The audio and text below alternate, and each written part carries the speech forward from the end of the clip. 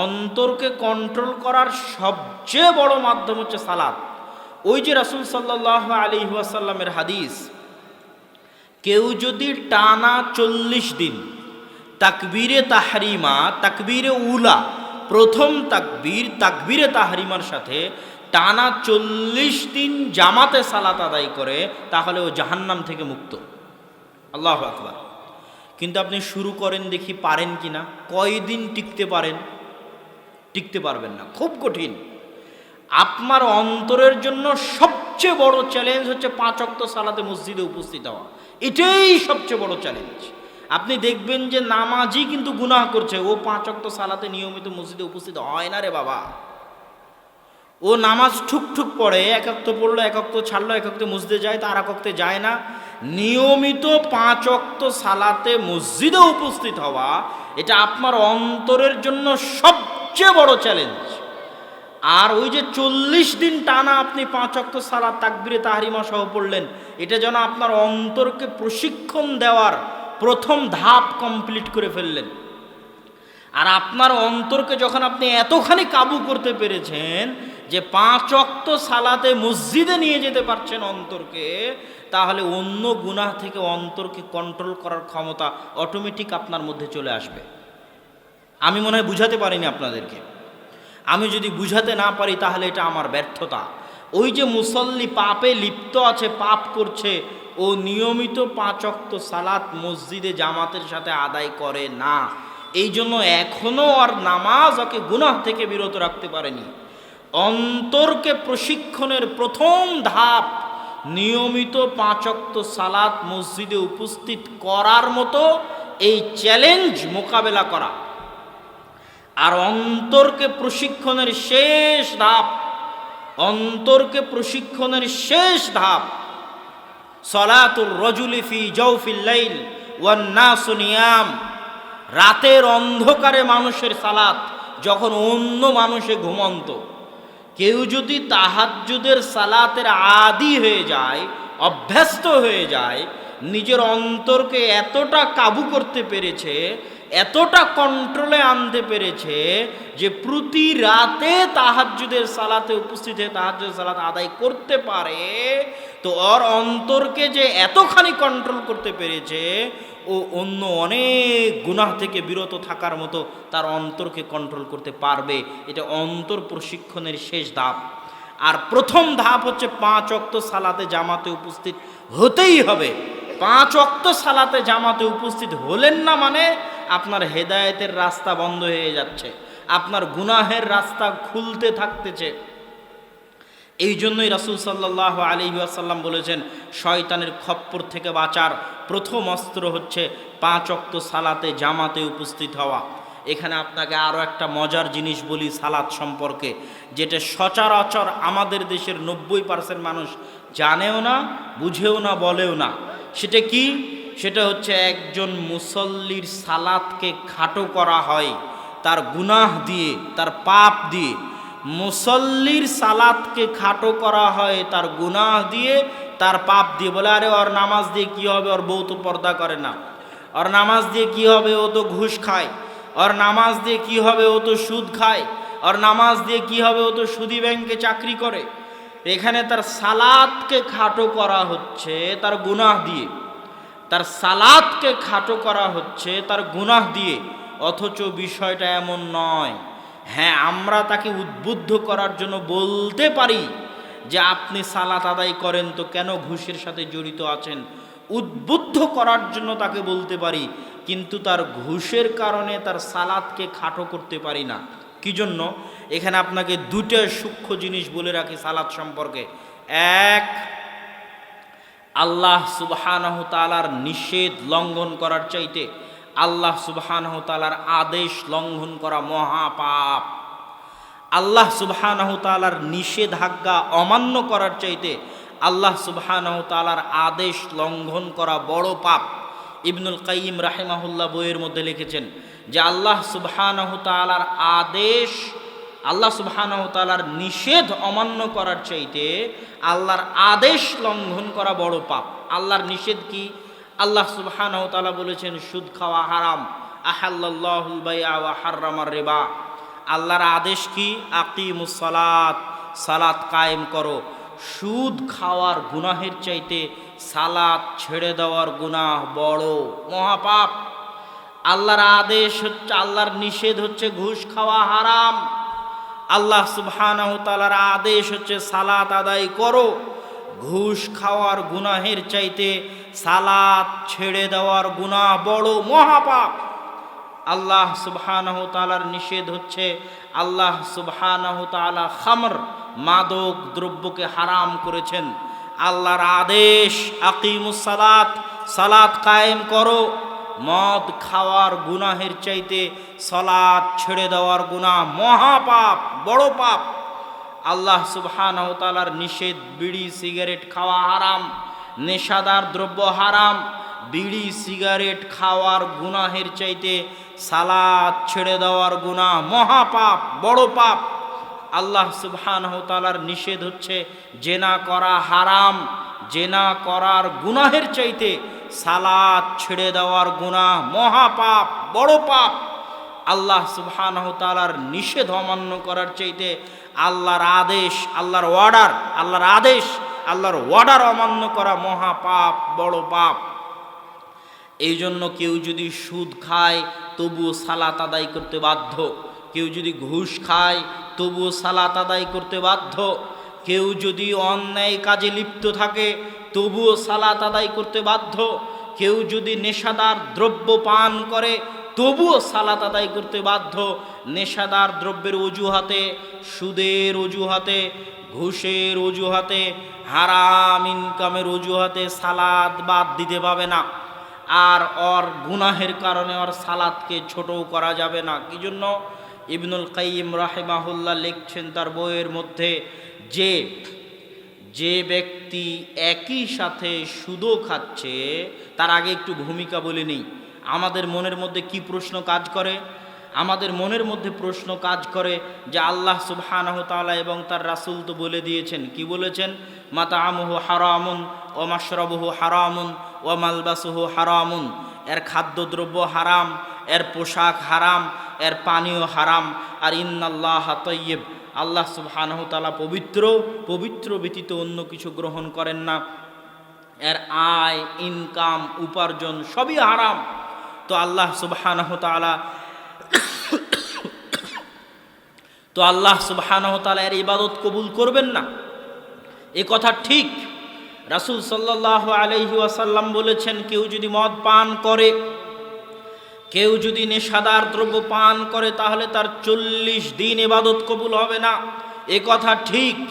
কিন্তু ইবনুল কাইয়িম রাহিমাহুল্লাহ বলছেন এ কথা ঠিক, তার ইবাদত কবুল হবে না। কিন্তু ও যদি সুদ খাওয়ার পাশাপাশি সালাত আদায় না করে, তাহলে ওর দুটো গুনাহ। একটা তো সুদ খাওয়ার গুনাহ, আর একটা হচ্ছে সুদ খাওয়ার চাইতে বড় গুনাহ সালাত ছেড়ে দেওয়ার গুনাহ। আর ও যদি সুদ খাওয়ার পাশাপাশি সালাত আদায় করে, তাহলে হারাম ইনকামের জন্য ওর ইবাদত আল্লাহর দরবারে কবুল হবে না, তথা সালাতের যত ফজিলত আছে একটা ফজিলতও পাবে না। সালাতের কারণে গুনাহ মাফ হয়ে যায়, সালাতের কারণে গুনাহ ঝরে যায়, সালাতের কারণে মানুষের মর্যাদা বাড়ে, সালাতের কারণে মানুষের সম্মান বাড়ে। সালাতের যত ফজিলত আছে একটাও পাবে না, সালাতের যত নেকি আছে একটাও পাবে না, কিন্তু সালাত ছেড়ে দেওয়ার গুনাহ থেকে বেঁচে যাবে। আল্লাহর দরবারে সালাত কবুল হবে না মানে নেকি পাবে না, কিন্তু সালাত বাদ দিলে যে গুনাহ হতো, যেটা সুদ খাওয়ার চাইতে বড় গুনাহ, সালাত ছেড়ে দিলে যে গুনাহ হতো, যেটা ঘুষ খাওয়ার চাইতে বড় গুনাহ, সালাত ছেড়ে দিলে যে গুনাহ হতো, যেটা গান বাজানোর চাইতে বড় গুনাহ, সালাত ছেড়ে দিলে যে গুনাহ হতো, যেটা বিড়ি সিগারেট খাওয়ার চাইতে বড় গুনাহ, ওই গুনাহ থেকেও বেঁচে যাবে।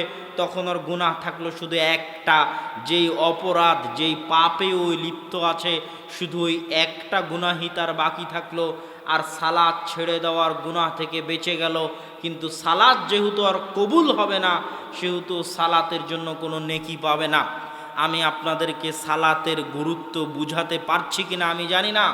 তবে এতটুকু আপনাদেরকে স্পষ্ট করতে চাই যে আপনি যত বড় অপরাধী হন, আপনি যত বড় পাপী হন, আপনার জামা যত অপবিত্র থাক, আপনার কোনো দোয়া দরুদ মুখস্থ নাই, আপনার কোনো সূরা ফাতিহা, কোনো কোরআনের তেলাওয়াত মুখস্থ নাই, আপনার মুখে দাড়ি নাই, মাথায় টুপি নাই, পরনে কাপড় নাই, আর 24 ঘন্টা আপনি গুনাহে লিপ্ত, তবুও আপনি সালাত ছাড়তে পাবেন না।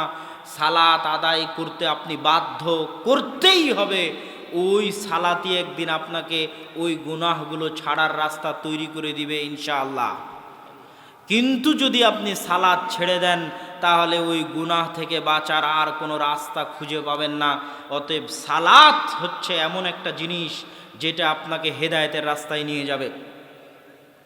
সালাত এত গুরুত্বপূর্ণ, সালাত এত গুরুত্বপূর্ণ, সালাত এত গুরুত্বপূর্ণ যে মানুষ তার জীবনে যত আমল করবে, কোনো আমল আল্লাহ সুবহানাহু ওয়া তাআলা গ্রহণ করবেন না সালাত ব্যতীত।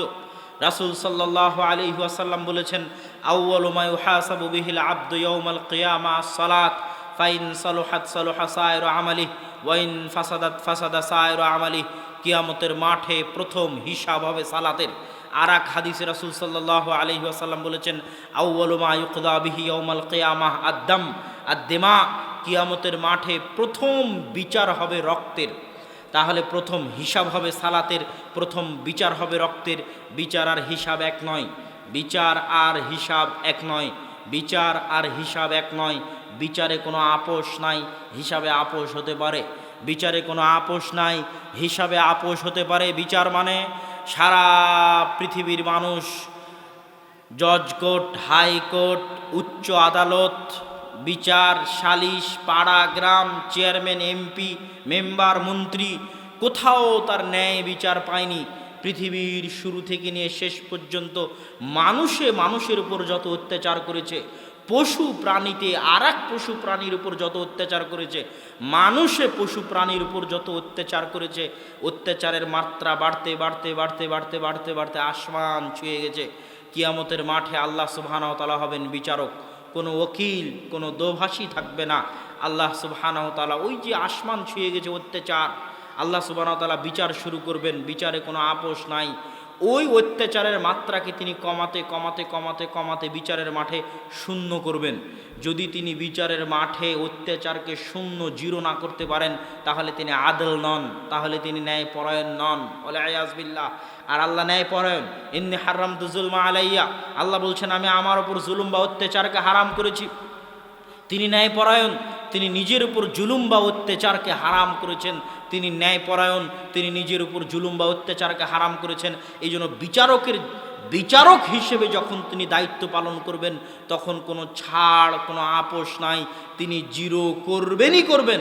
অত্যাচারের মাত্রাকে তিনি জিরো করবেনই করবেন। এমনকি অশিংওয়ালা ছাগলকে শিং দিয়ে, দুনিয়াতে যেই ছাগলের শিং ছিল ওকে মারার জন্য বলবেন, বলে আল্লাহ সুবহানাহু ওয়া তাআলা এইভাবে অত্যাচারের মাত্রাকে জিরো করবেন। এটা বিচার। আর এই বিচারের প্রথম বিচার হবে হত্যার। এই বিচারের প্রথম বিচার হবে রক্তের। কে কাকে দুনিয়াতে হত্যা করেছে, নিহত ব্যক্তি হত্যাকারীর ঘাড় ধরে আল্লাহর দরবারে নিয়ে আসবে, আল্লাহ এ আমাকে হত্যা করেছে। এটা আল্লাহর বিচার। এখানে কোনো ছাড় নাই, এখানে কোনো মাফ নাই, এখানে কোনো আপোষ নাই। আর হিসাব হচ্ছে আল্লাহ আপনাকে করতে বলেছিল, আপনি করেননি। আল্লাহ আপনাকে সালাত আদায় করতে বলেছিল, দান করতে বলেছিল, যাকাত দিতে বলেছিল, কোরআন তেলাওয়াত করতে বলেছিল। এগুলো সব হিসাব। তো এই সব হিসাবের প্রথম হিসাব হবে সালাতের। যদি সালাত আপনি ঠিক মতো দিতে না পারেন, তাহলে অন্য আর একটাও আল্লাহ সুবহানাহু ওয়া তাআলা দেখবেন না। তুমি সালাতের হিসাবই ঠিক করনি, অন্যগুলো দেখে কী লাভ? আমি তো তোমাকে যে আদেশ দিয়েছি করার জন্য, তার সবচেয়ে বড় একমাত্র আদেশ হচ্ছে সালাত। কিছুই যদি না করতে, খালি যদি 5 ওয়াক্ত সালাত আদায় করতে, আর যদি গরিব হয় ওর জাকাত নাই, ও যদি গরিব হয় ওর হজ নাই, 5 ওয়াক্ত সালাত, 1 মাসের সিয়াম, আল্লাহ সুবহানাহু ওয়া তাআলা ক্ষমা করে জান্নাতে দিয়ে দিতে পারতেন। আশা করা যায় ইনশাআল্লাহ। জান্নাতে যাওয়া অত কঠিন কিছু নয়। শুধুই যদি 5 ওয়াক্ত সালাত আদায় করতে, আল্লাহ রাসূল বলছেন এই দেখো তোমরা যদি জান্নাতীকে দেখতে চাও তাহলে একে দেখো। ও কিছুই বলেনি। খালি বলেছে আল্লাহ রাসূল আপনি যা বলেছেন ফরজ কাজ, এই ফরজ ব্যতীত এর কমও করব না, এর বেশিও করব না। এই জন্য আপনারা আর একটা জিনিস মনে রাখবেন, আহাব্বুল আমাল ইনদাল্লাহ আল ফারায়েজ, আল্লাহর নিকটে সবচেয়ে প্রিয় হচ্ছে ফরজ। আল্লাহ যেটাকে আপনাকে ফরজ করেছেন ওটা সবচেয়ে প্রিয়। কোটি টাকা দান করার চাইতে জোহরের সালাত জামাতে আদায় করা আল্লাহর নিকটে বেশি প্রিয়। আপনি যত নেকির কাজ করেন না কেন, সব নেকির কাজের চাইতে আল্লাহর নিকটে সবচেয়ে বেশি প্রিয় হচ্ছে যেটা আল্লাহ সুবহানাহু ওয়া তাআলা আপনার উপর ফরজ করেছেন সেটা। খালি ফরজটুকুই করেন, করে আল্লাহর দরবারে যান, আপনার গুনাহ খাতা আল্লাহ সুবহানাহু ওয়া তাআলা আশা করা যায় মাফ করে দিয়ে আপনাকে জান্নাতে দিয়ে দিবে ইনশাআল্লাহ। কিন্তু সালাতই যদি আদায় না করেন, আর যত এদিক ওদিক যান, এটা করেন সেটা করেন, কিছুই আর কিয়ামতের মাঠে কাজে আসবে না। সালাত এত গুরুত্বপূর্ণ, সালাত এত জরুরি, সালাত এত প্রয়োজনীয়। সম্মানিত উপস্থিতি, সালাত এত গুরুত্বপূর্ণ, এত জরুরি, এত প্রয়োজনীয় দেখেই ইব্রাহিম আলাইহিস সালাতু ওয়াস সালাম দোয়া করেছেন আল্লাহর নিকটে, রব্বি জাআলনি মুকিমাস সালাহ ওয়া মিন যুররিয়াতি, আল্লাহ আমাকে সালাত আদায়কারী বানান, আমার বংশধরকে সালাত আদায়কারী বানান, আল্লাহ আমাকে সালাত আদায়কারী বানান, আমার বংশধরকে সালাত আদায়কারী বানান। সালাত আদায়কারী হওয়াই সবচেয়ে বড় সফলতা। কিচ্ছু করা লাগবে না, কিচ্ছু হওয়া লাগবে না, বিসিএস ক্যাডার হওয়ার দরকার নাই, পিএইচডি ডিগ্রির দরকার নাই, কোটি টাকার দরকার নাই, বাড়ি গাড়ির দরকার নাই। সবচেয়ে বড় সফলতা 5 ওয়াক্ত সালাত নিয়মিত মসজিদে জামাতে আদায় করতে পারা।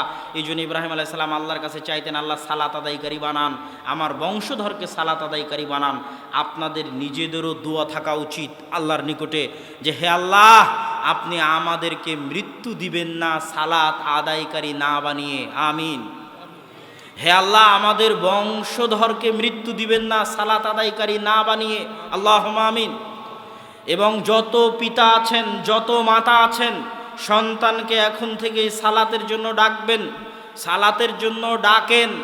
আপনার এই ডাকার মধ্যে আল্লাহ এমন বরকত দিবে, এখন হয়তো আপনার সন্তান আপনার ডাকে সাড়া দিয়ে সালাত আদায় করছে না, কিন্তু এই ডাকের মধ্যে আল্লাহ এমন বরকত দিবে, একদিন আসবে যেই দিন ও সালাত আদায় করবে। কিন্তু আপনি যদি নাই ডাকেন তাহলে এই বরকত তৈরি হবে কোথায় থেকে? এই জন্য আপনারা সালাত নিজেরা আদায় করবেন, সন্তান সন্ততিকে সালাতের জন্য ডাকবেন, জীবন বাজি রেখে একটাই কাজ করার চেষ্টা করবেন। কিছুই করার দরকার নাই রে বাবা, জীবন বাজি রেখে একটাই কাজ করার চেষ্টা করবেন। পরিবার পরিজন, আত্মীয় স্বজন, বাপ মা, ছেলে মেয়ে সবাই মিলে শুধু একটাই কাজ করার চেষ্টা করবেন, সেটা হচ্ছে সালাত। এই সালাতের আমানত যদি রক্ষা করতে পারেন, দুনিয়ার বাকি সব রাস্তা আপনার জন্য উন্মুক্ত হয়ে যাবে। পৃথিবীতে যারা দুনিয়াবী জীবনেও সফলতা অর্জন করতে চায়, দুনিয়াবী জীবনেও যারা সফলতা অর্জন করতে চায়, তাদেরও সালাতের বাইরে কোনো রাস্তা নাই যে রাস্তা দিয়ে ওরা দুনিয়াবী জীবনে সফলতা অর্জন করবে। কেন এই কথা বললাম? আজকের পৃথিবীতে যারা সফলতার দার্স দেয়, সফলতার আলোচনা করে, তারা মানুষকে সবার আগে শিখায় টাইম ম্যানেজমেন্ট। যারা শিক্ষিত ছেলেপেলে আছে তারা বুঝতে পারবে যে সময়কে কন্ট্রোল করতে পারা, টাইম ম্যানেজমেন্ট করতে পারলে সময়ে বরকত হয়, সব কাজ সুষ্ঠুভাবে সম্পূর্ণ করা যায়, সময় মতো সম্পূর্ণ করা যায়। তো এই টাইম ম্যানেজমেন্টের আমার গবেষণা অনুযায়ী সালাতের চাইতে আর কোনো বড় মাধ্যম নাই যেটা দিয়ে মানুষ তার সময়কে কন্ট্রোল করতে পারে। আপনি যদি দেখবেন যে 5 ওয়াক্ত সালাত বিহীন একটা দিন আর 5 ওয়াক্ত সালাত ওয়ালা একটা দিন, যেই দিনটা আপনার 5 ওয়াক্ত বিহীন পার হয়ে গেছে, ওই দিনে দেখবেন কোনো কাজই হয়নি। দেখবেন যে আপনার কাজই তো শুরু করেছেন আপনি 10টার সময়, 10টার সময় কাজ শুরু করতে করতেই তো দুপুরের খাবারের সময় হয়ে গেছে। দুপুরের খাবারের সময় হয়ে কাজ শুরু করতে না করতে লেবার মিস্ত্রি এখন বলছে চলে যাব, সময়ে বরকত পাবেন না। আর ওই যে ফজরের সালাতে যদি উঠেন, ফজর থেকে জোহর পর্যন্ত মেলা লম্বা সময় ফজরের সালাতে উঠে কাজ শুরু করবেন, দেখবেন 10টার মধ্যে কাজ শেষ হয়ে গেছে, আর কি কাজ করবেন, কাজ খুঁজে পাবেন না।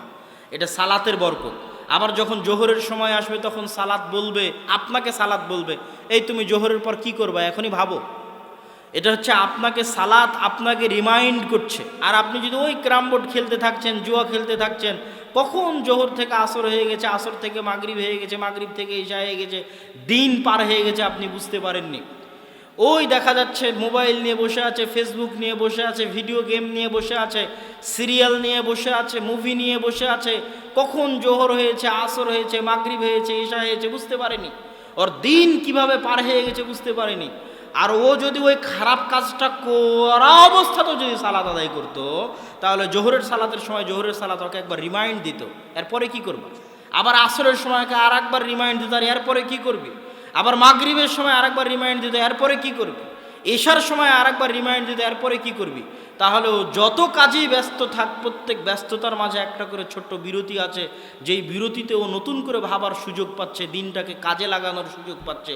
এটা যে টাইম ম্যানেজমেন্টের যত মূলনীতি আছে, সব মূলনীতিতে সালাতের চাইতে বড় কোনো মাধ্যম নাই, যেটা একজন ব্যবসায়ী, যেটা একজন কৃষক, যেটা একজন ছাত্র, যেটা একজন শিক্ষক, যেটা একজন দোকানদার, যে পর্যায়ে আছে, সকলের বরকতের রাস্তা, দুনিয়াবী সফলতার রাস্তা উন্মুক্ত করে দিবে, এরকম কোনো মাধ্যম সালাতের বাইরে নাই। আর মানুষ আজকের যুগে আত্মহত্যা করে, মানসিক প্রশান্তি খুঁজতে যায়, মানসিক প্রশান্তি খুঁজতে গিয়ে যোগা করে, ধ্যান করে, অমুক তুমুক কত রাস্তা অবলম্বন করে। সালাত হচ্ছে মানুষের মানসিক প্রশান্তির সবচেয়ে বড় মাধ্যম। দেখেন, মানসিক প্রশান্তির দুইটা মাধ্যম। এক নাম্বার হচ্ছে আলা বিযিক্রিল্লাহি তাতমাইন্নুল কুলুব, আর এটার সাথে সালাতের সম্পর্ক এত ওতপ্রোত যে আমাদের দেশের মানুষও ঠিকভাবে বুঝে না যে সালাত আসলে কেন এত জরুরি করে ফরজ করা হয়েছে। এটা যে যিকরুল্লাহর কারণে সালাত ফরজ করা হয়েছে, এটা মানুষ বুঝতে পারে না। কোরআনের আয়াত দেখবেন, আল্লাহ সুবহানাহু ওয়া তাআলা বলছেন আকিমিস সালাতা লিযিকরি, আকিমিস সালাতা লিযিকরি। আল্লাহ বলেছেন কোরআনে আকিমিস সালাতা লিযিকরি, আল্লাহকে স্মরণ। আল্লাহকে স্মরণ কেমন বিষয়, আল্লাহকে স্মরণ কেমন বিষয় সেটা আপনাকে একটু 2 মিনিট দেখাই। ইউনুস আলাইহিস সালাতু ওয়াস সালাম আল্লাহর নবী, আল্লাহর নবী মাছের পেটে আছেন। আল্লাহ কি জানেন না যে তার নবী মাছের পেটে? অবশ্যই জানে আল্লাহ সুবহানাহু ওয়া তাআলা যে তার নবী মাছের পেটে। তো আল্লাহ সুবহানাহু ওয়া তাআলা কি তার নবীকে ভালোবাসেন না? অবশ্যই ভালোবাসেন। আল্লাহ সুবহানাহু ওয়া তাআলার কি তার নবীর সাথে কথা হয় না, যোগাযোগ হয় না? অবশ্যই তার সাথে কথা হয়, যোগাযোগ হয়। আল্লাহ জানেন তার নবী মাছের পেটে, আল্লাহ তার নবীকে ভালোবাসেন, আল্লাহর সাথে তার নবীর যোগাযোগ হয়, কথা হয়। তারপরও আল্লাহ বলছেন যে ইউনুস যদি মাছের পেটে আমাকে না ডাকতো, আমাকে না স্মরণ করত, তাহলে আমার নবী হওয়ার পরও, আমি এটা জানার পরও যে ইউনুস মাছের পেটে, কিয়ামত পর্যন্ত তাকে মাছের পেট থেকে বের করতাম না। আল্লাহু আকবার। তাহলে আল্লাহ তার নবীর কাছেও চান যে তার নবী তাকে বিপদে পড়ে ডাকুক। লা ইলাহা ইল্লা আনতা সুবহানাকা ইন্নী কুনতু মিনাজ জালিমিন। এই আয়াতের পরে কোরআনে আল্লাহ সুবহানাহু ওয়া তাআলা এই কথা বলেছেন। মুসা আলাইহিস সালাতু ওয়াস সালামকে আল্লাহ সুবহানাহু ওয়া তাআলা বলছেন ইযহাব ইলা ফিরআউন, যাও ফেরাউনের নিকটে, দাওয়াত দাও ফেরাউনকে। মুসা আলাইহিস সালাতু ওয়াস সালাম উজুহাত আল্লাহর সামনে পেশ করলেন। মুখ পুড়ে গেছে, কথা ভালো করে বলতে পারি না, আমার ভয় হয় আমার সাথে একজন পরামর্শ দানকারী দেন, যাতে সে আমাকে পরামর্শ দিতে পারে এবং আমার জন্য শক্তি হিসেবে কাজ করে। যখন মুসা আলাইহিস সালাতু ওয়াস সালাম আল্লাহকে বললেন যে আমার জিহ্বা কাজ করে না, তখন আল্লাহ চাইলে সাথে সাথেই মুসা আলাইহিস সালাতু ওয়াস সালামের জিহ্বা ঠিক করে দিতে পারতেন। আল্লাহ জানছেন যে মুসার জিহ্বা এতদিন থেকে পুড়ে আছে, এতদিনও আল্লাহ মুসা আলাইহিস সালামের জিহ্বা ঠিক করে দেননি। যখন মুসা আলাইহিস সালাতু ওয়াস সালাম বলছেন না আমার জিহ্বায় সমস্যা, তখনও আল্লাহ সুবহানাহু ওয়া তাআলা মুসা আলাইহিস সালামের জিহ্বা ঠিক করে দেননি। আল্লাহ আবার পাল্টা মুসা আলাইহিস সালামকে বলছেন, মুসা আলাইহিস সালাম জিহ্বা যদি ঠিক করতে চান তাহলে আমার কাছে দোয়া করেন, রব্বি শরহ লি সাদরি ওয়া ইয়াসসির লি আমরি ওয়াহলুল উকদাতাম মিন লিসানি ইয়াফকাহু কওলি। যেখানে আল্লাহর সাথে নবীর রানিং কথোপকথন হচ্ছে, আল্লাহ জানছে নবীর এই সমস্যা, আল্লাহ নবীকে দাওয়াত দেওয়ার জন্য পাঠাচ্ছে, নবীও বলছে আমার এই সমস্যা, সেখানে আল্লাহ আবার পাল্টা নবীকে বলছে আমার কাছে চাইতে হবে। আল্লাহু আকবার। তো নবী যখন এবার পাল্টা আল্লাহ সুবহানাহু ওয়া তাআলার কাছে আল্লাহর শিখিয়ে দেওয়া দোয়া অনুযায়ী বলল, তখন এবার আল্লাহ সুবহানাহু ওয়া তাআলা নবীর জিহ্বা ঠিক করে দিলেন। তাহলে এইটা হচ্ছে আল্লাহ সুবহানাহু ওয়া তাআলার যিকির, আল্লাহ সুবহানাহু ওয়া তাআলার স্মরণ, আল্লাহ সুবহানাহু তাআলার ডাক, আল্লাহ সুবহানাহু তাআলার আহ্বান, এটা কিভাবে মানুষের অন্তরের সাথে সম্পৃক্ত, কেন মানুষের আত্মিক প্রশান্তি আল্লাহর স্মরণে নিহত আছে।